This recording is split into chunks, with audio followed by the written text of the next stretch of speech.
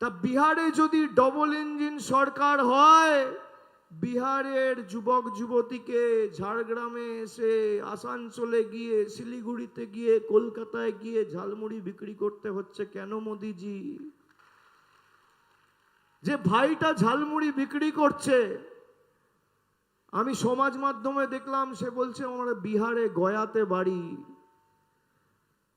তা বিহারে যদি ডবল ইঞ্জিন সরকার হয়, বিহারের যুবক যুবতীকে ঝাড়গ্রামে এসে, আসানসোলে গিয়ে, শিলিগুড়িতে গিয়ে, কলকাতায় গিয়ে ঝালমুড়ি বিক্রি করতে হচ্ছে কেন মোদিজি? এই প্রশ্ন ওঠে না? বিহারের সরকার কার? বিজেপির। উত্তরপ্রদেশে সরকার কার? বিজেপির। এর থেকে বড় সাফল্য কি হতে পারে? যারা হেমন্ত সোরেনকে আটকেছে,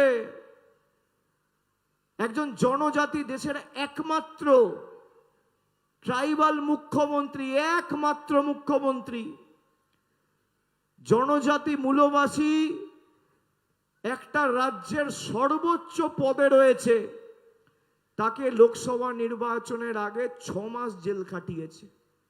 সে বিজেপির কাছে মাথা নত করেনি বলে।